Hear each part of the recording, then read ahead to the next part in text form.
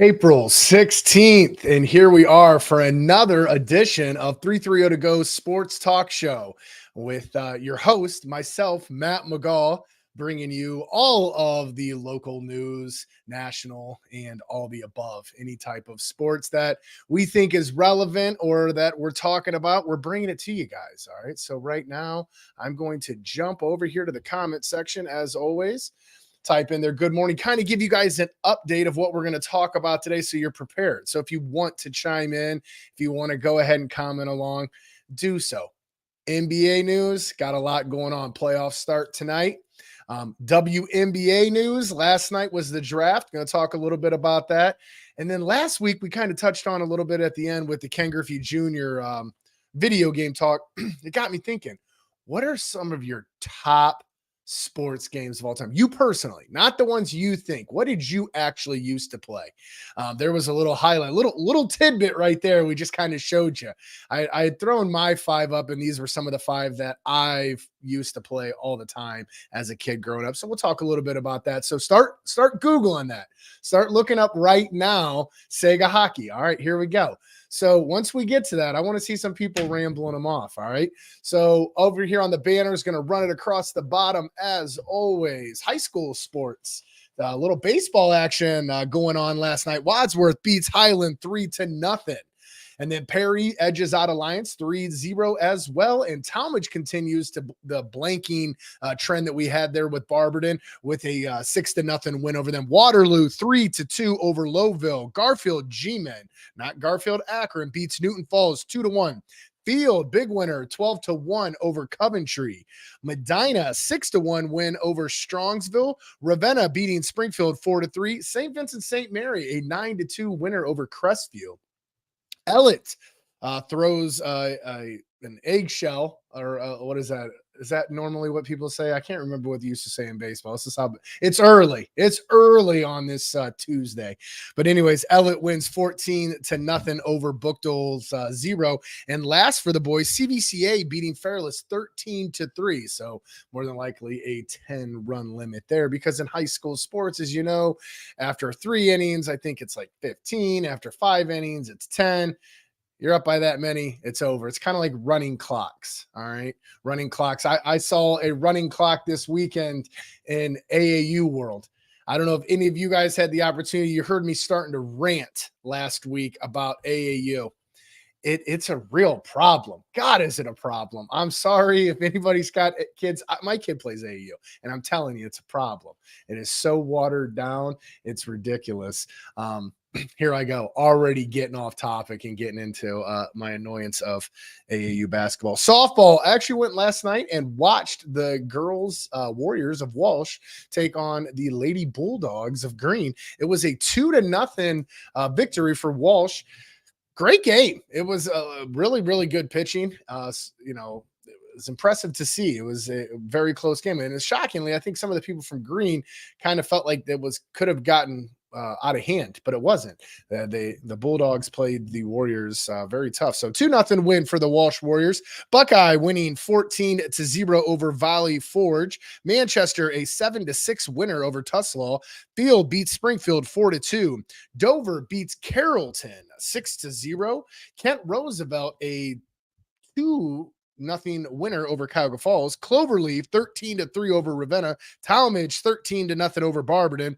The Lady Hoover Vikings 4-0 over Hoban. Perry an 11-3 winner over Jackson, and Aurora beats Revere 18-11 to wrap up the high school sports in the area. Ladies, gentlemen, if you're watching, if you have anybody who's playing like spring sports, baseball, lacrosse, any of that, guys, send us a message. Would love to highlight it. If there's something going on in your guys' community at the high school level, please share that. Happy to bring that up. Always willing to talk about that. A lot going on. We had on about a month ago the guys from Summit DD. That game is this weekend, this Sunday. So Summit DD will be having their game. Going to be very, very cool. I'm hopeful to be able to get out there and check it out. I do have a couple of things going on with some kids prior engagements, but we'll see. Hopefully I can make my way over there. On the baseball side of things, the Guardians pick up a 6-0 win over the Red Sox behind Will Brennan's homer, which helped catapult them over to that 6-0 win over the Sox. The Orioles were a 7-4 winner over the Twins. The Rangers 1-0 win over the Tigers. Lorenzo goes 5 innings. That's the pitcher for the Rangers, goes 5 innings in his debut. So we're going to see an awful lot of that. You're starting to see more and more of those guys, and it gets even more so when you get into May as they start calling up some of those minor leaguers.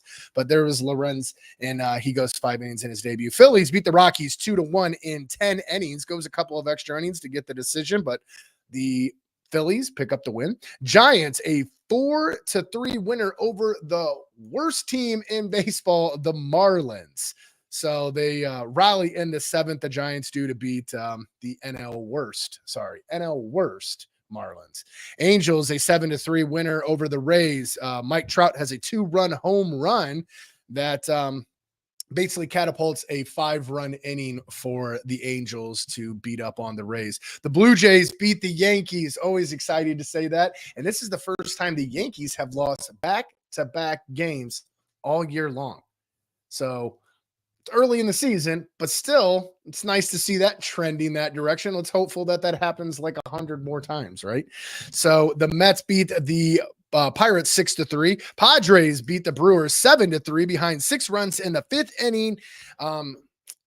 Huge output right there by the Pods to be able to pick up that win by the Brewers. Royals beat the White Sox 2-0. Braves a 6-1 winner over the Astros. The Cubs beat the Diamondbacks 3-2 in 11 innings. And the Cards beat the A's 3-1. Sonny Gray gets to pitch against his previous team, and he picks up a win. And last but not least, the Mariners beat the Cincinnati Reds 9-3, and that wraps up some Major League Baseball. So let's take a look at some of the standings in baseball. I'm going to put it up here on the stage. If you guys can see that right there, dead center, forget about the top up there on the East. Look at that AL Central, and who sits atop of that? Your Cleveland Guardians, 11-5. I don't think anybody saw that coming, did we? Not so much. So I didn't actually even think Detroit would have 9 wins this early in the season, judging how they ended up last year. And there's the White Sox just sitting in the cellar. If we could play them every week, I think that as a Guardians fan, you'd be very excited because the White Sox are on the struggle bus for sure. There's the Yankees sitting atop the NL East, and at the bottom of the AL West. I'm sorry, I said NL East. The AL East was the Yankees. The AL West, Texans 9-8. It's a very tight division down there. That AL West is always going to be like that. As long as Oakland, which I'm shocked that they still have it up there as Oakland in the abbreviation because they're just the A's now. Once they kind of fall back to the back, I see them kind of dwindling to the bottom. And at the very bottom of that, you see the always powerful Houston Astros that always have those late surges in the end of the year and make those playoff pushes, sitting there at 6-12. Katie says, Josh Naylor would love to see the White Sox pitching every day. Absolutely he would, because the White Sox are they're in a rough spot. They're in a rough spot. Moving over to the NL, we have Atlanta sitting atop of the East at 10-5, and in the Central, the Milwaukee Brewers at 10-5. Closely behind is the Pittsburgh Pirates sitting there at 11-6. Obviously, the Pirates have played a couple more games, and that's why Milwaukee's sitting there at the top. And down there at the very bottom, the battle that's going to be fun to watch the entire year, the Padres and the Dodgers. Dodgers sitting at the top right now, 11-8, but the Padres sitting right behind at 10-9. Very interesting to see. You know how that goes, ladies and gentlemen. Last night, WNBA. Anybody shocked by that first pick? Not so much. Caitlin Clark, who was basically, I mean, she was dressed to the tens last night. It was nice to see all those ladies in their attire, really dressed up, exciting. Angel Reese actually shocked me. It wasn't as flamboyant as I thought it was going to be. It kind of had this like Whitney Houston from The Bodyguard kind of look. If you guys saw her attire, I thought she was dressed very nice. The big news wasn't Caitlin Clark going on the first pick. I thought the big news was the Chicago ladies team who picked up the Camila from South Carolina, the 6'7" lady. and Angel Reese. They got both of them in the draft. So basically, in my mind, they may have just drafted the male version of what the San Antonio Spurs did with the two Twin Towers. And I don't mean anything by that, but Robinson and Duncan were like the two Twin Towers. That's what they called him back then. You might have that in Chicago.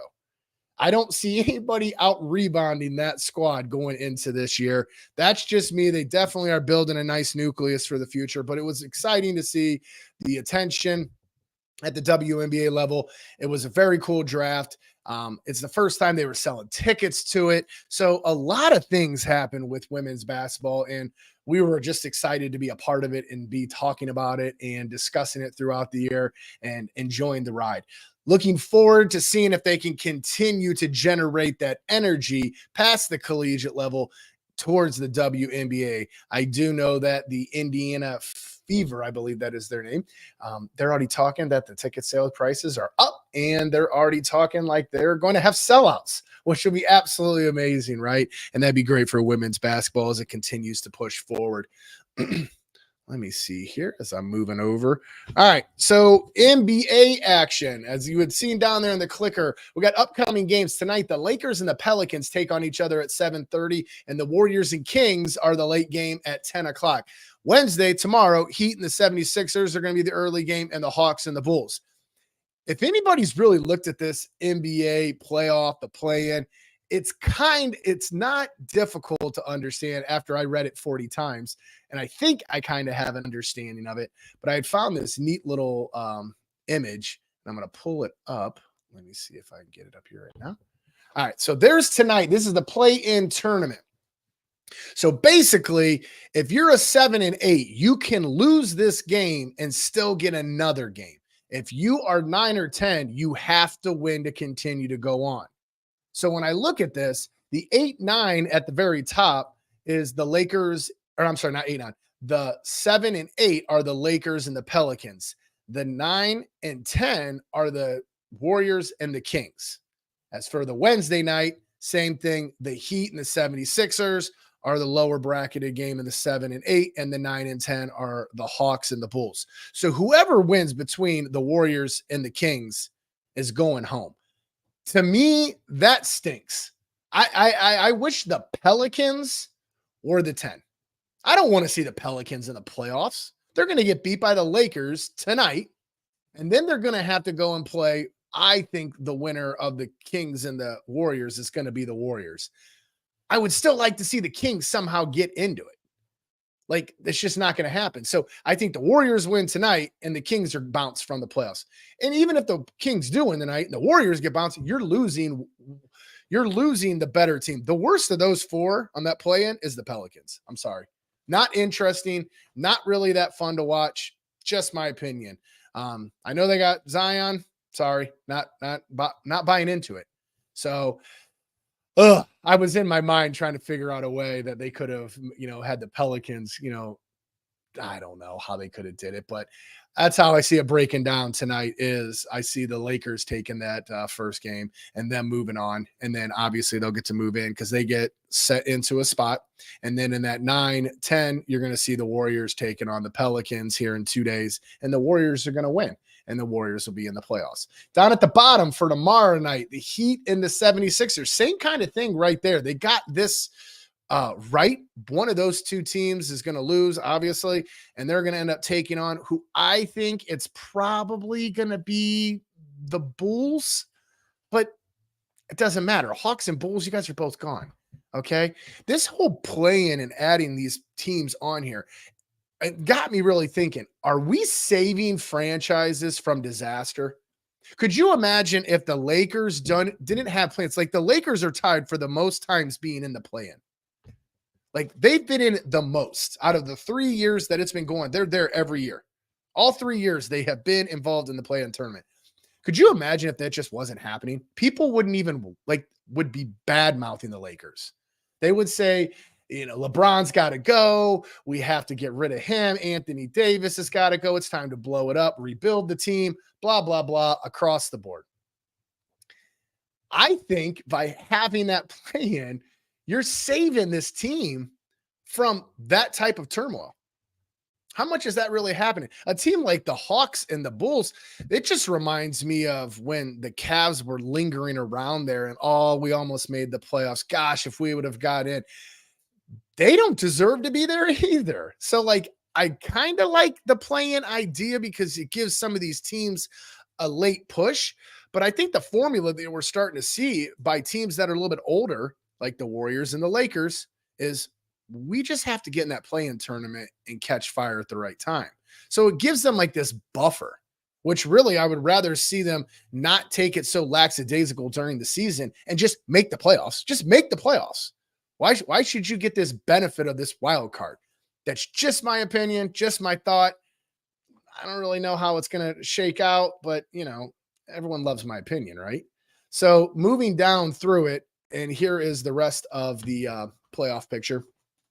Saturday, we will see that 7 seed. So that's where I kind of thought that might be, I would probably say it's the 76ers. I think the 76ers and the New York would be a great game. Philly and New York would be a great matchup. The Cavs get the Magic. This is the best scenario for us, in my opinion. I like the matchup with them a lot better than anybody else we could have got. So the Cavs have a legit chance to win this series. They should win this series. Time will tell, right? And then also coming on there the rest of that Saturday, the other 7 seed that'll be playing in will get the winner of the Nuggets. Congratulations, you get the Nuggets, the team that I think's winning it all again. And at the very bottom, very interesting one, that Phoenix and Minnesota. Minnesota finished the season very strong, but Phoenix has been hot lately. If you haven't noticed, Devin Booker has been getting it going.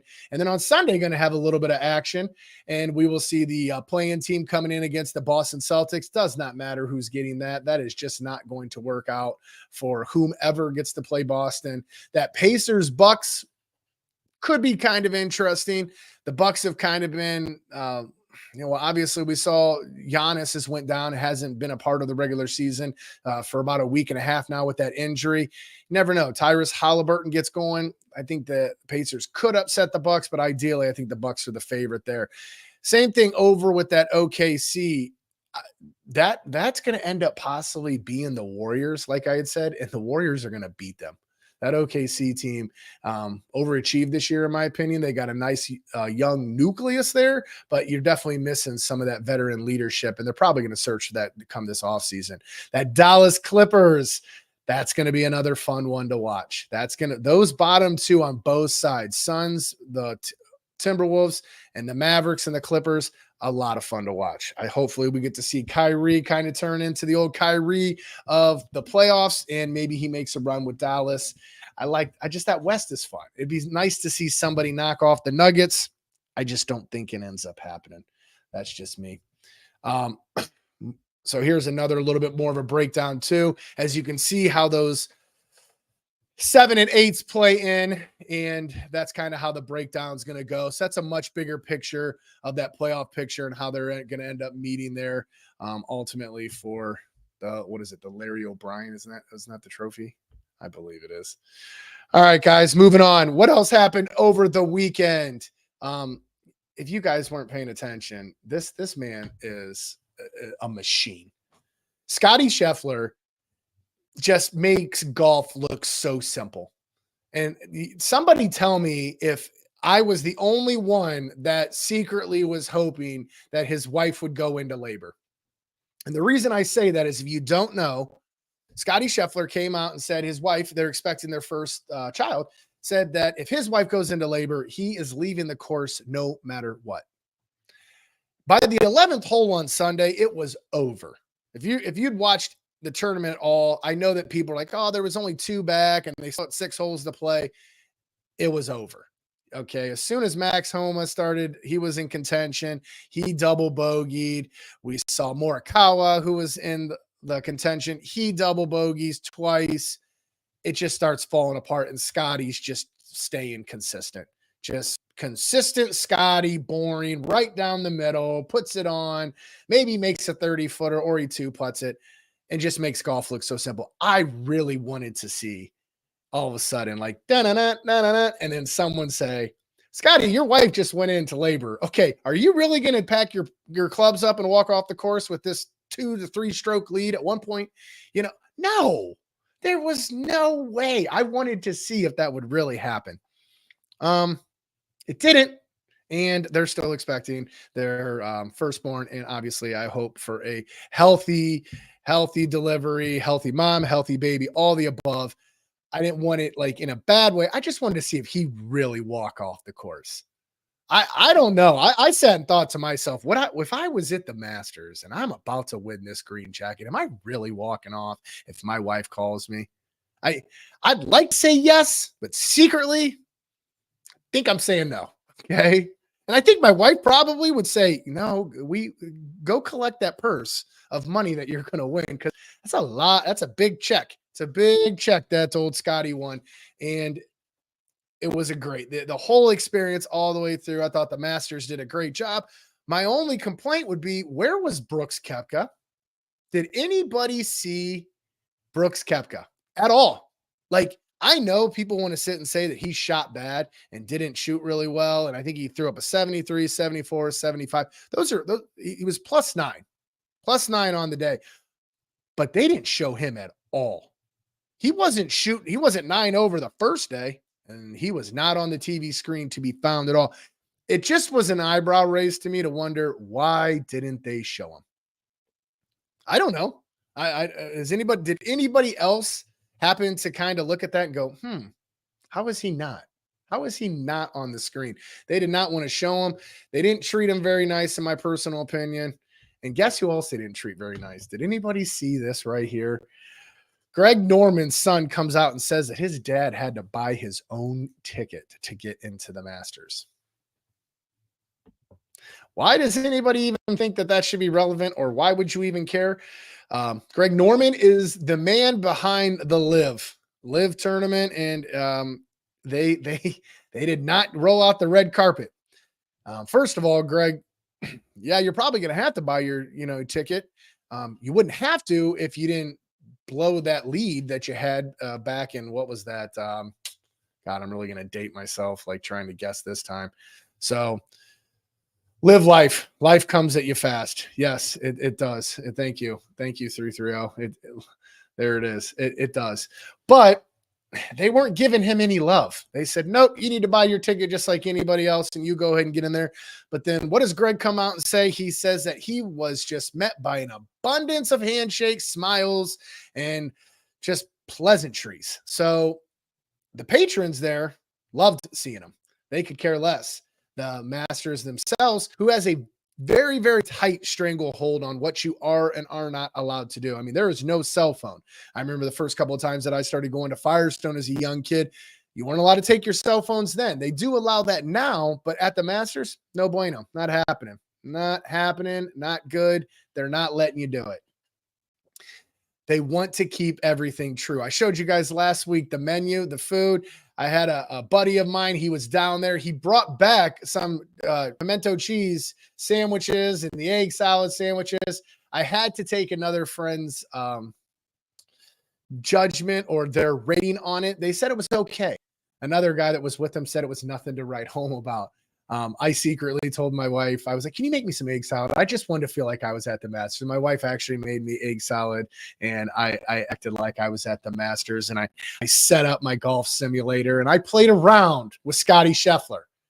Okay, now I shot, we don't even want to talk about what I shot. It was like, it was a huge number, had like 3 numbers in it, but I that's what I did on Sunday, as I sat right along, ate my egg salad, played some golf, and watch the Masters, and it was fun. So congratulations to Scotty Scheffler on picking up another green jacket. Also in the news, the NBA, wanted to touch on this as well. The Olympics, they have announced it, and I'm telling you, the Dream Team is back, guys. The Dream Team is officially back, and this is a lineup that is tough. Look at that. You are not beating that 5. I don't care, Canada. I don't care that you have Wiggins. I don't care about any of that. You're not messing with this. And I'll be honest with you, that bench, the reserves, is just as good. Now, there's one spot open, and it got me thinking, who got slighted?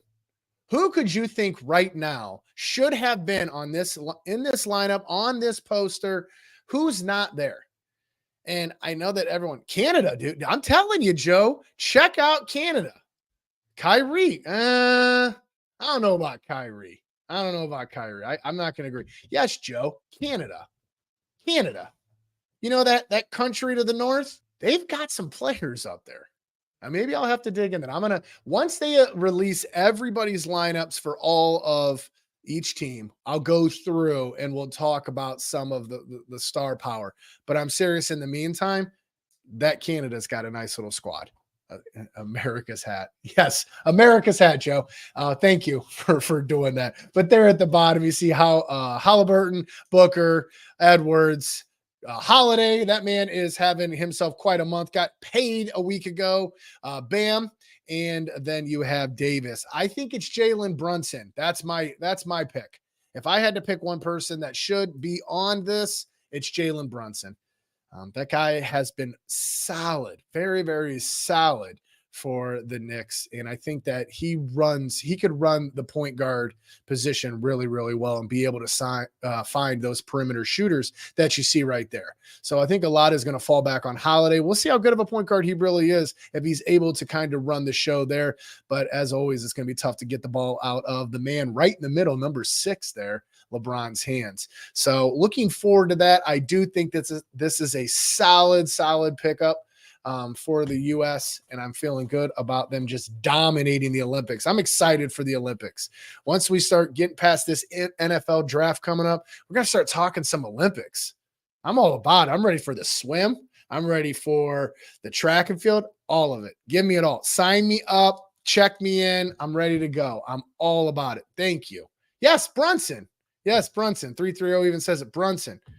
Jalen Brunson is the guy that should have gotten the call there. So video games. All right. Video games right now. Let me start seeing what is the best game of all time that you personally played. I'm not talking about that you sat and watched your buddy play. I have a couple of those games. I thought Mike Tyson's Punch-Out was one of the coolest games ever. I had a cousin who would give me a controller that wasn't plugged in.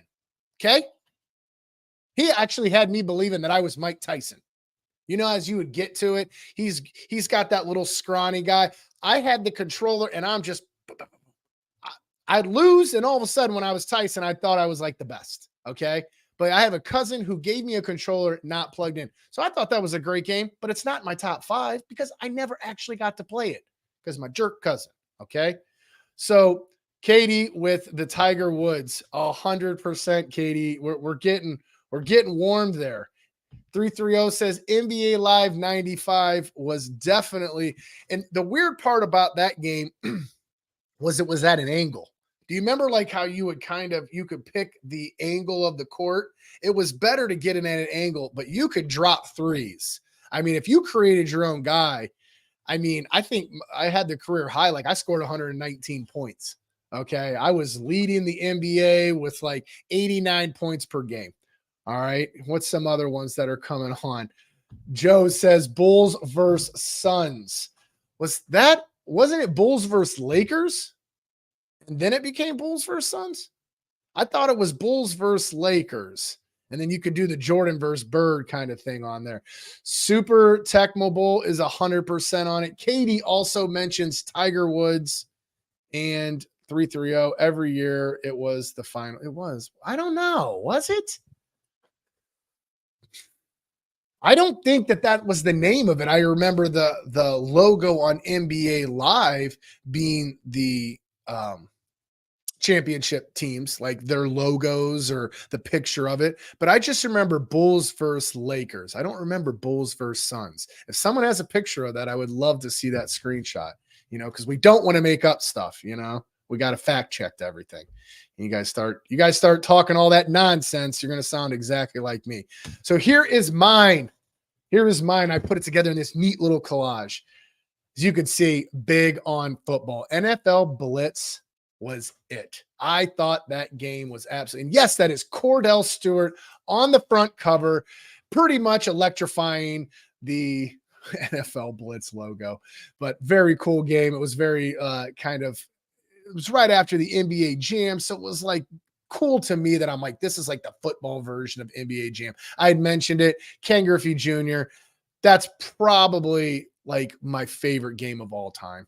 I seriously had so much fun. I put way too much effort into that game. Tiger Woods PGA Tour 2004. I liked this one specifically because you could go through and create the courses and you could make the designs and you could have the grain going a certain way and money signs. You get it. All right. And then obviously creating your guy and dressing him up. I'm a materialistic person. I couldn't afford those golf shirts and that stuff then. And I just thought it was so cool to get on there and dress my guy up. It was like living this fantasy life, essentially, that I thought I was an athlete and could actually be a professional golfer. Tecmo right there in the middle, not the original Tecmo, Super Tecmo. Big difference, way better, absolutely awesome. Had that one on Sega. So I had NFL Blitz and Super Tecmo on Sega. Super Nintendo was Ken Griffey Jr. When I moved over to the Xbox, when I graduated to the big boy league, that's when Tiger Woods PGA Tour came on, and NCAA Football 13 with that man right there, Mr. Griffin. How could you not play with Baylor? That guy was so quick. And then they also started introducing some of the older players, and that's why you see Barry Sanders in there in the back. No, Joe, I'm sorry. Or no, it was NBA Showdown. Okay. All right. So it was NBA Showdown. Our Atari, the Atari Bird versus Magic. I do remember the Atari. And then there was also, I had put down two other ones, and I'd mentioned them already. Mike Tyson's Punch Out, but Double Dribble. You knew when you were over at your buddy's house and you went over to spend the night and you had a sleepover when you're in grade school. As soon as you got in, just dropping the bags off, you said hi to their mom. Hi, Mrs. Johnson or Mrs. whatever. And boom, you're upstairs. And as soon as you got up, man, that button was pressed and it highlighted up on that Super NES, and that Double Dribble would come on with that corny music and like Double Dribble. And then you'd hear it just corniest thing, but loved some Double Dribble. So NBA Jam was another one that came up. I'm seeing that one. Check that. I think it was Bird versus Dr. J. Oh gosh. We might need somebody to Google this. If it was on Atari, just see, I almost said that Atari, we need to check if that was Bird versus Dr. J. But those are some of the games that I thought were absolutely, pillars. There, Bulls versus Blazers. Oh my gosh, they really were. So they must have been doing that because there was Bulls. There was Bulls Lakers, Bulls Blazers. Was there a Bulls versus Suns Sega game? Oh my gosh, this is like a total mind blow here. I got to go back and look this stuff up. Dang it! See, I should have been more prepared, but I was not. So coming back on Thursday, going to hopefully have an interview. We have a baseball coach from Field who had his 200. This is my 30th episode. Oh, I didn't know that. I've done 30 episodes of this and haven't been canceled yet. Thank you guys for allowing me to still be on here. Thank you guys. That's too nice. You guys, look, you guys sure do know how to make my face blush. So I just turned a perfect red there. But we got Joel Peterson. So he is the coach at Field, and we are hopeful to have him on Thursday for an interview because why? He picked up 200 career wins. So hopeful to have him come on Thursday as long as things stay accordingly. That's the plan. And then moving on to next week, we are looking at trying to get St. V's band director on, Mr. Brian Campbell. I've been trying to work on that for a few weeks because they were over in Ireland, and this was back during St. Patrick's Day, and we knew about it, and we knew they were so busy, we didn't want to bother them, and then obviously spring break got in, but now they are not, and he has no more excuses to not come on. So we are hopeful to have Brian come on and tell us about the band's experience. So there is Scott Bergdorf who says, an awesome time in Ireland. I want to hear about it. All right. Like I've said in the past, sports is sports, and everybody always thinks it's got to be the guys on the field. That is not the case. There is a lot of people that go into allowing sports to happen. It starts with the athletic trainer, starts with the assistant coach, it starts with the band, it starts with the people in the concession stands, it starts with anybody who wants to be a part of it. But I think that everybody should have that opportunity to be able to talk about it.